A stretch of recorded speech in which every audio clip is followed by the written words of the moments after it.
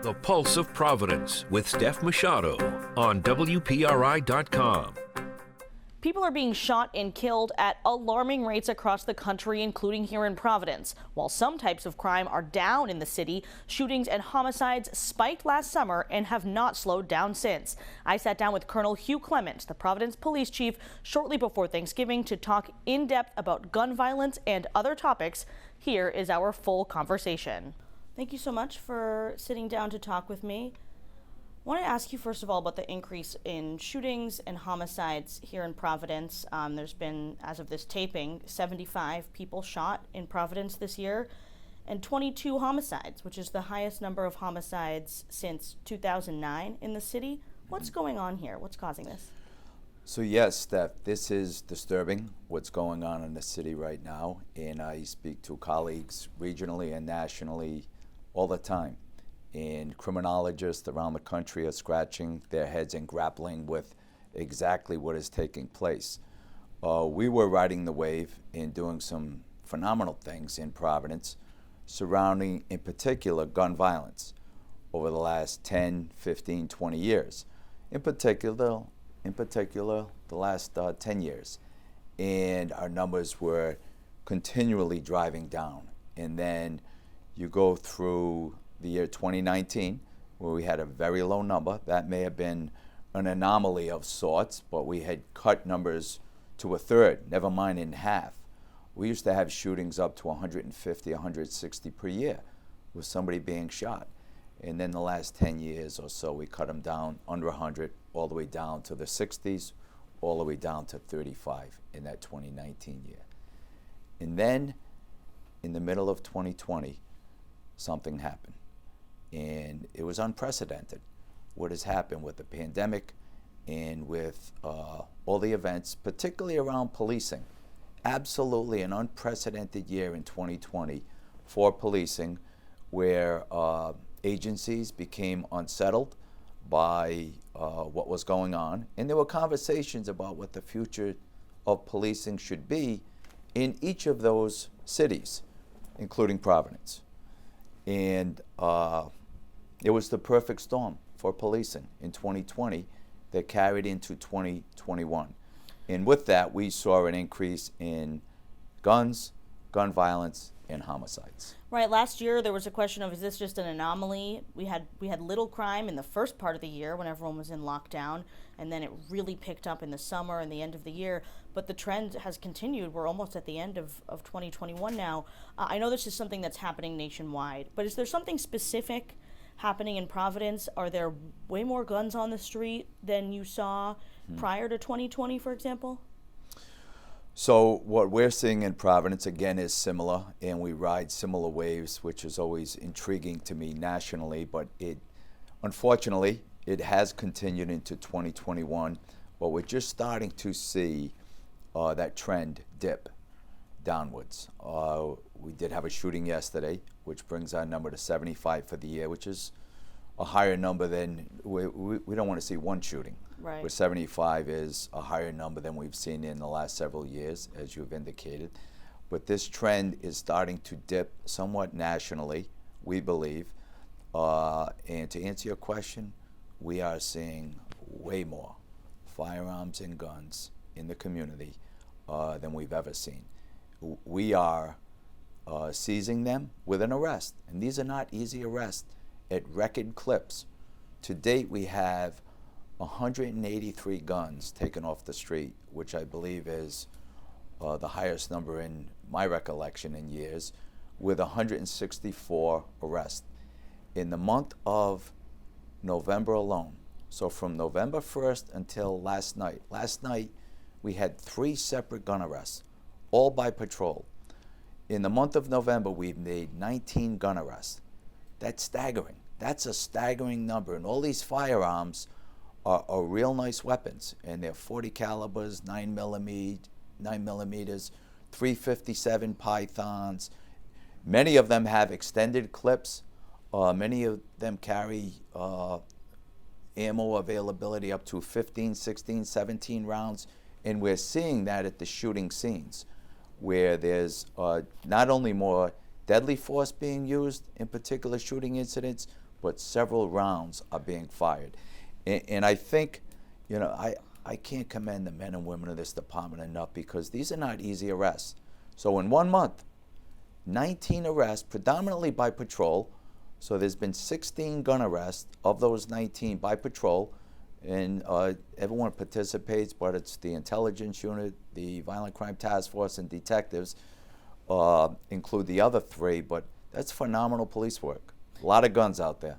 And where are they coming from? Are these guns that are being purchased, recently, whether it's a straw purchase, if it's someone that's not eligible to buy a gun because they're a felon or what have you? Do you have a sense of where the guns are coming from? We do, and we get that later from our federal partners. We dive deeper into where these guns come from, but traditionally in the past, they come from all over the place. There's not like you might see in other jurisdictions, maybe down south, where there's a trailer truck with a flood of guns coming in, and there's a flea market, and they're buying them there. But in Rhode Island, most of them will be bought locally.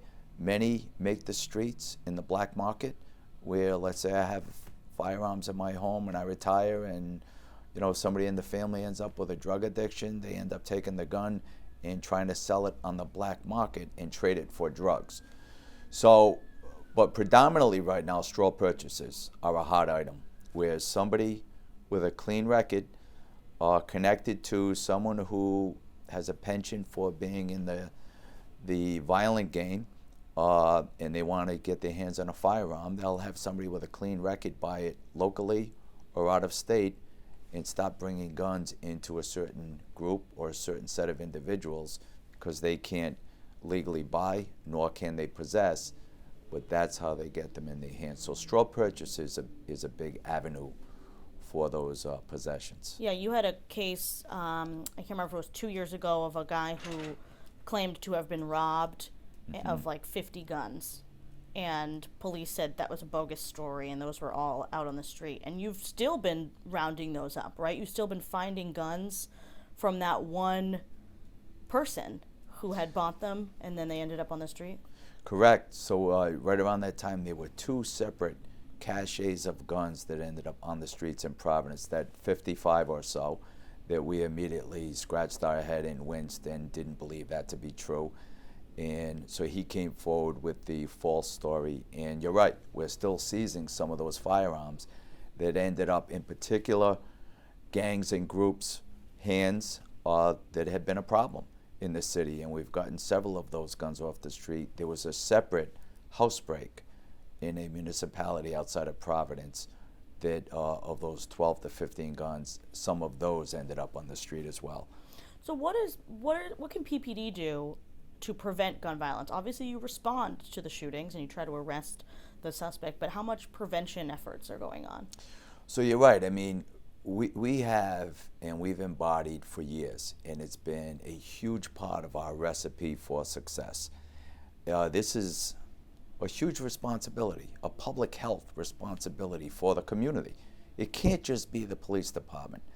With all of the social ills that we deal with, we know, including gun violence, we know we can't arrest our way out of this alone. It will never be the police department just continually arresting people and putting them before the courts, and eventually there'll be incarceration.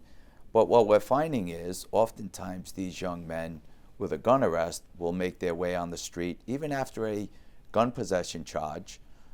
Quickly they'll be back on the street, and oftentimes we'll see a second gun possession charge and maybe a third. So there has to be a multidisciplinary approach to attacking gun violence. And that has been part of our success over the years, along with our true partners in the community, in particular the Nonviolence Institute. But enforcement is a huge piece. So when we're taking 19 guns off the street from November 1st alone, that is huge. You think about the lives we've saved, or the injuries, non-fatal injuries we've saved. Each one of those guns could have shot several people. And we take 19 off the street, we've saved countless injuries, if not lives, just by those 19 guns alone, never mind the 183. So the multidisciplinary approach has always been, with our partners, prevention, intervention, enforcement, rehabilitation, and reentry. Many of these young men who go into the system, they enter their community, they re-enter their community more times than not back at the same zip code they left from. So there has to be a real comprehensive approach to dealing with the problem of gun violence. And we've done that here to great success, and we like to say that's why our numbers continually went down from 2011, way before that, right up through 2019. And then in 2020, all of that became unsettled. But I truly think, and you know, we have a strategy for success going forward. I think in the Providence Police, we're well positioned. We're starting to see it now. These gun arrests are off the chart, which is a good thing. And I worry about the safety of the men and women, and I worry about the safety of the communities where there's gun violence occurs all the time. And that's what keeps me up at night. But I really think we're ready to turn the corner in that there's a lot of money being dedicated towards those agencies that the Providence Police works very closely with. And I think it has to be that multidiscipline approach in attacking what I've referred to with the prevention, intervention, the rehabilitation, and the reentry. But the enforcement piece, we're like hitting record numbers. So, we all have to share this responsibility. It has to be a shared response in attacking violence in our city because it harms communities. You mentioned there the shooting numbers being higher in 2011 and then dropping from there. In 2011, there were 110 people shot in Providence, but there were only 12 homicides that year. Mm-hmm. This year, there's been 75 people shot and 22 homicides, 20 of which were shootings. Do you have any sense of why the shootings are apparently getting deadlier? Yes, and we've seen that where there's a more calculated approach by the predominantly young men in the community who are prone to put their hands on a gun. And in particular, we've differentiated between those who will put their hands on a gun and those who are shooters. They're referred to as trigger pullers. And you look at the city of Providence, we're 180,000 plus in this city, and our daytime population is much larger with the infrastructure, with the colleges and universities. We have 8 colleges and universities in Providence. We have 64 schools in the city. We have a huge nightlife in this city where people come from all over southeastern New England. So it's a very vibrant city, but it's a very small number of predominantly young men who are prone to commit the vast percentage of this violence. So I think it's important and we've always done this, we've had a focused deterrence.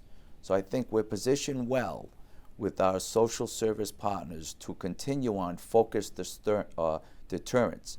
In the direct focus is on people, places, and behavior. And I think that's important and we've done this for years. We have great information, we have great intelligence, and you see 19 arrests in 1 month. So, and if we were able to bottle that with the other social service resources, I think we can make a huge impact on violent crime and gun crime in particular. We made a map of where all the shootings had happened this year. They're pretty spread out throughout the city. Are you seeing guns and gun violence everywhere in Providence? Yes, I mean, and that's why we're a data-driven organization and we strategize every other day around here as to where to direct our monetary and manpower resources. And we have a ton of directed patrols, whether it be a nightclub detail, a Broad Street detail for the nightlife, Atwells Avenue, but in particular, where we see an uptick in violent crime or gun activity in certain areas, we direct resources towards that area. In particular, lately, Districts 4 and Districts 2 have seen an uptick. And those are, for folks that don't know, is that South Providence and the West End. West End, okay. And District 5 is a busy area, And which is Oneyville, Hartford, Silver Lake, the west side of the city. Okay. Which district is the one up near Wanskuck, near PC? District 7. Because Wanskuck has had 10 shootings this year, which Districts is 2, pretty high. 4, 5, and 7 have been active in our busy areas, and we've directed resources there. And you'll find that most of the gun seizures are pursuant to my thought just a moment ago about directed patrols in those areas. Directed patrols yield direct results. Random patrols, random results. So you're not putting an equal number of officers in each of the 9 districts. You're basing it on which ones are seeing more crime? For regular patrols, we do. We kind of spread it out all over the city, but for directed patrols, we direct our manpower and extra resources towards specific problems, whether it's ATVs, whether it's the vibrant college nightlife that causes all sorts of problems, the nightclubs. We have all sorts of directed patrols towards the nightlife, whether it's on Broad Street, Atwells Avenue, the East Side. So we have our regular complement of workforce, plainclothes units, certainly the Uniform Patrol Bureau with marked cars and young men and women in uniforms, but as well directed patrols towards issues we're having at the moment, whether it's ATVs, and we did a phenomenal job of pushing that back. Mid to late summer, the calls for service were averaging 70 to 80 to 90 a week, and we cut those down during the good weather in the teens. We were getting about 12 to 15 calls a week for ATVs. So we took a concerted effort at attacking the ATV issue, and it was successful. Guns, we're seizing them at record high volume clips, and we'll continue, but we're looking forward to getting back to the table with all of our partners who look to realize some money from this Recovery Act. You know, it's not only the Nonviolence Institute, but it's really a comprehensive approach with Family Services Rhode Island, with PMH. We have clinicians that ride in police cars, and they have for the last 15 years. We need to expand that, especially surrounding mental health. We do some phenomenal work in rebuilding communities with LISC, and Jeannie Cola, who's the executive director of LISC. We do all sorts of mentorship programs with after-school programs with PASA. So it really is, if you will, a holistic Puttanesca approach of just attacking the problem from so many different areas. How many officers are specifically dedicated to gun violence? We only have a small violent crime task force with a sergeant and 4. We're looking to add to that by a few as soon as this new recruit class, which we're thankful we just graduated of 49. And once they've completed their field training officer program, which is a 10-week program, which gets us, I believe, to January 16th. So not until then can we move additional resources into the Violent Crime Task Force. But as well, we have an intelligence unit, we have narcotics and organized crime unit, and detectives. Those 4 units develop a lot of information and intelligence that we feed to the Patrol Bureau, and the Patrol Bureau Uniform Division feeds a lot of information back. So the flow of information is important as it pertains to gun violence and guns. So I was going to ask you about the new recruits and what they're doing. So they're in field training now, and will they all go into the Patrol Bureau on January 16th? Yes, they're all there now, but they're not counted towards minimum manning. They can't go out alone at this point. So they will continue with their FTO program. Some may be extended for additional training, but if history repeats itself, for the most part, most will graduate with flying colors and be placed in patrol. They'll all go to patrol, and then from there you'll see some movement, some much needed movement in this department in the form of pushing people towards, and not many, I mean, we're still short. We were down significantly, but we're thankful to the administration for this latest 70th Providence Police Academy to put these 49 into the ranks. It's been much needed, and we just announced the 71st Academy last Wednesday to add another 50. So how many officers are there now in the department? 449. So we had gone as low as 401, Okay. 400. We went to 400. You're at 400, now you're at 449, and 449, and now we're looking. You're recruiting, and the mayor has said he's going to put another academy in his budget for Correct, next year. and that's 50, but there's always attrition. So yeah. Today or tomorrow, there may be someone who decides they're retiring. So over the next year, by the time we advertise, recruit, train, if we go plus 50, by the time we're ready to go plus 50, we'll lose probably 20. Okay. Are you having trouble recruiting for the next class? So the last class, our numbers were not what they were traditionally. We only announced last week, so we haven't realized if we're going to have trouble recruiting. That has been an issue around the country. It never was an issue in the Northeast. However, the last couple of classes, we used to have about 2,500 applicants for every academy. The last academy, the 70th, we only had 1,000, which is still a good number, which still gives us ample numbers to get the 50 we need. If we're having a big school, then I think we're getting quality candidates who really want to be police officers. So whether the applicant pool is 1,000, 1,500, or 2,000, you're truly getting the young men and women that really are committed to this profession. And I applaud them. At a point in time when, look, it's unprecedented what's going on in policing right now, and these young men and women that probably have many opportunities elsewhere in the work sector are choosing this profession, but they're choosing it for the right reasons. It's rewarding. It's a rewarding profession.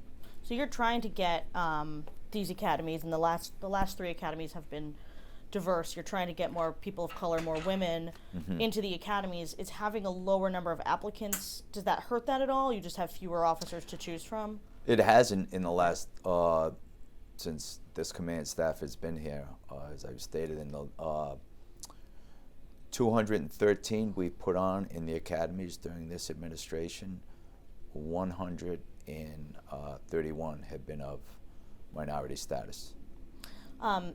Switching gears a little, you mentioned earlier about other social service agencies and how vital they can be to helping with mental health incidents, for example.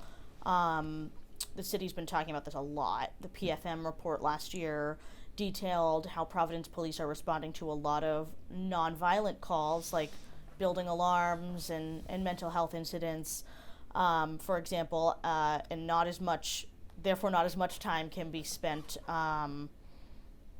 tackling violence. Well, there's sort of 2 schools of thought here. One is that you need to hire a lot more police officers because your call volume is so high, and the other one is that, well, we need to divert these calls away from police to social service agencies or other appropriate responders, so that police can focus on like the violence and the crime in Providence. Where does this stand, this diversion idea? So we believed in that for a very long time, and I think, and as mentioned before, that you're seeing this police department recalibrate itself in 2021. It's been part of our platform and model for the last 15 years. We were one of the first in the region to have clinicians actually ride in a patrol car, and they've done it for the last 13 to 15 years, where they stand roll call, they actually ride in a police car, and they evaluate those in the community in the midst of a crisis. But it's only 1 or 2 people from each agency, PMH and Family Services Rhode Island. We've known for a very long time that we need to expand that diversionary approach. So to answer your question, we believe it should grow. We should expand our diversion programs, and it has to be that multidisciplinary approach in attacking the root causes of what we're dealing with. We're dealing with real issues, the real root issues in our American cities. I mean, the men and women of the Providence Police Department are in the midst of it, and year to date, we've seized 1,190 shell casings in this city. That's an incredible number. And there are many more shots fired that come from a revolver that don't leave as shell casings on the scene. So we have many shots fired, but we've seized almost 1,200 shell casings in this city. And I think it's important to note that through our training, and probably more so our experience, with the 183 guns we've taken off the street, not easy arrests, we haven't fired one bullet this year. We didn't fire one bullet in 2020. We fired one bullet in 2019 and 0 in 2018. So the last 4 years, one shell casing has come from a Providence police firearm. That's incredible restraint. That's incredible training. That's a lot of experience is what that is. It's just, there have been, this year alone, probably a half dozen incidents, maybe more, where it could have gone bad. We had one last week where we had 3 life-saving measures last week. One involved a firearm, but the other 2, one was, you talk about the work we do in saving lives, it's, it's a comprehensive approach in what we do. It's A to Z. So mental illness and people in the midst of crisis. A young woman at the mall was in the midst of a crisis, was absolutely intent on taking her life, and the Providence police responded, both plainclothes and uniform, and they saved her life. They made a move. They were talking to her, and at one point, one of the officers, plainclothes officer Jared Stanzione and uniform Jimmy Cryan, they coordinated with each other, and one of them grabbed her quickly and pulled her to safety, saved her life. A week later, there was a negotiation with a young man who was having all sorts of domestic issues, and he was in a bad way in the midst of a mental crisis, and he was intent on jumping onto Route 10, and he was talked down by Eric Fernandez, a great negotiator. And the third one was the highlighted incident with 2 great officers, Scott Campbell, Ryan Malloy, coming back from a directed patrol on Manton Avenue. They're driving up Atwells Avenue. They see a young man well known to us in recent violent activity, and they saw him, took note of him, and they're so good at what they do, they believed, and he wasn't showing the gun at that point, but they believed by his mannerisms that he was in possession of a firearm. And as they pull the vehicle closer, and the passenger of that police car went to get out, sure enough, he pulled a gun from his waistband and turned, and thank God he fumbled with the firearm, because we believe he had the potential to shoot at a Providence police officer, and they did the right thing with their training, and they took cover for a moment, covered both doors, called in the troops. We called in the SRU team, a negotiation began, and in 2 hours the whole event was over. But that was a real important gun that we took off the street, because that was, we believe, was going to be used. And that was the guy on Federal Hill? Yes. So he had been, I mentioned this earlier about gunman ended up back on the street. He had been arrested for shooting someone in the head weeks earlier. Correct. Was out on bail within a day. Is that frustrating, I guess? You captured this suspect accused of shooting someone, and then he's back on the street a day later and was in a situation where he might have shot a police officer. Very frustrating. I mean, along with most things that we do, it's hard enough to identify them and or capture them, and so it's difficult when they're immediately placed back on the street, especially when they have a violent nature. But look, that's the system, and we believe in the system, and here he is apprehended a second time, and so I would gather that he'll be in for a little bit now. Right, because now he's held as a bail violator, right, from the original incident. But we see that even with lower level crimes. A big issue in our communities, not only in Providence, around the state, there's a huge issue with larcenies, with the catalytic converters. And it's driving our larceny from the motor vehicle numbers to high levels that we're trying to attack. But we've apprehended several young men with task forces with Rhode Island police agencies and Massachusetts police agencies, and it's treated as a minor misdemeanor, which it's a low-level crime, but it's really causing alarm in the communities. They're almost like pit stop operators. They'll go in your driveway and get on your car, and within a matter of a couple of minutes, they'll steal your catalytic converter, and it's going on all over the country. There's huge money. There's profit in in what they're stealing, and it's driving our numbers of larcenies to a bad number.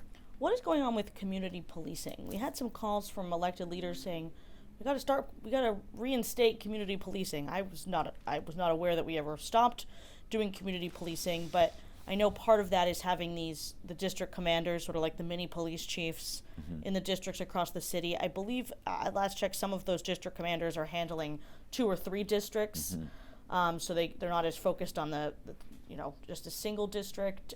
Is that going to be ramped up at all, or is community policing changing at all? No. So does it need to expand? Does it need to be ramped up? Yes, but community policing is expensive, and community policing, you need resources. But for this latest school graduating, it was becoming more difficult to do with the numbers, low level of numbers we had on the PD.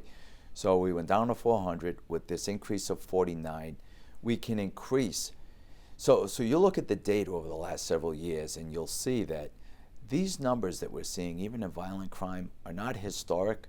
They're not, if you look at those numbers from 10 years ago and 20 years ago, we don't want to see it go to numbers of 10 and 20 years ago. So they're not historic numbers.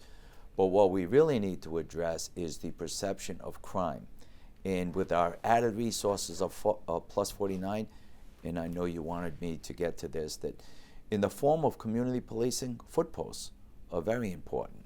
In the, seeing police officers in mocked units, seeing police officers on foot, seeing the specialized units of the Providence Police Department in every sector of the city is important.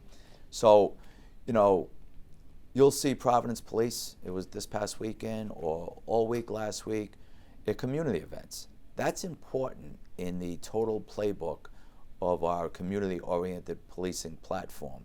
This weekend, there were several events with the holiday coming up. You'll see Providence Police at these events when we're not called by dispatch. They're prearranged events because of our partnerships with the district commanders, with the community leaders, and all the different agencies that we're connected with. We serve on over 50 boards in the city, and when our partners ask, can the Providence Police be at one of our events this Tuesday night or this Sunday afternoon, we're there, and we'll ask them what they need, and we'll provide it. So I think that's important. Already this year, just the other day, in the last 2 days, we've been part of handing out with some really real champions in this neighborhood, 3,500 turkeys. And we really haven't even started our goodwill for the Thanksgiving season, but a tremendous individual, Ed Medeiros from East Coast Solutions, he handed out 3,500 turkeys the other day, and as always, he wanted the Providence Police to be with him and other police agencies, and we were on Friday morning. And then over the weekend, Ibn Bakari from Lights and Sirens, another 1,000 turkeys, actually 4,500. So, and there are several other events like that we'll be doing today through Thanksgiving, and then we'll start the Christmas activity with goodwill by really caring, really compassionate young men and women on the Providence Police that really enjoy giving to the community. And we're going to see more officers on foot in 2022 because you have We can more. do that now Okay. that we have these increased resources. I just have 2 more questions for you. The vaccination rate of the Providence Police Department, just the sworn officers, is 76%. Correct. It's lower than the rest of city workers. It's much lower. The firefighters have 97% of their firefighters vaccinated, and Providence as a whole is around 90%. Why is that? Why are there lower vaccination rates among police officers? Then fire? Then compared to the community as a whole. I think, look, it's choice. I've always felt it's a matter of choice. On the fire department side, there's a commitment on the EMT with their medical license. They're mandated by law to be, their commitment is different. I thought the number may have been higher, but I've always felt it's been a matter of choice. And we're 75% right now. I think little by little, some young men and women are little by little determining in their own families, their own opinion that they need to be vaccinated, but that's their choice. It's not a mandate right now. Right. It's if there was a deadline of October 1st to either show proof of vaccination or be tested weekly. Did you strongly encourage all the officers to get vaccinated? Because they are interacting with the community. People want to know that. We did, but as well, I put out there off on the side that it's a matter of choice, but we put that strong message out there. I got it as soon as I could, but I'm older, so I wanted to make sure I got it. Yeah, and the officers had access, back in December. They did. Early access. Pretty early. I'm not sure what the percentages are around the state, but correct, we're at about 75%.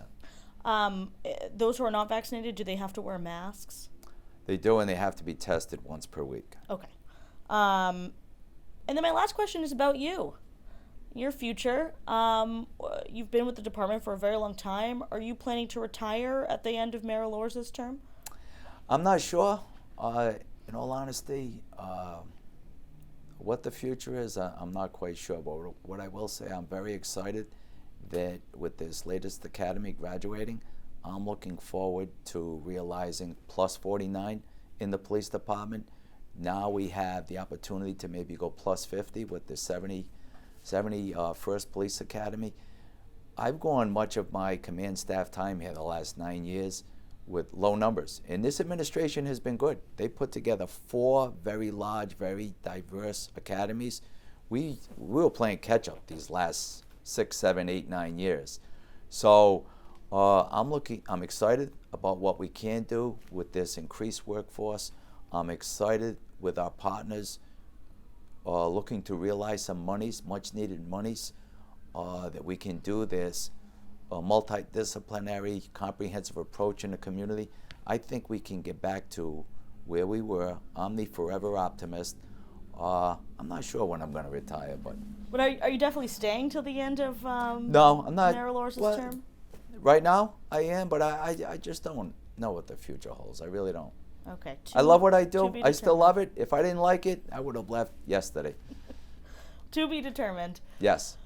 Colonel Clements, thank you so much for the time. I really appreciate it. Steph, thank you. Thanks for your time. On our website right now, you can explore an interactive map that shows exactly where the shootings have happened in Providence so far this year. Thank you for watching Pulse of Providence. If you prefer to listen to our show on the go, you can find it wherever you get your podcasts.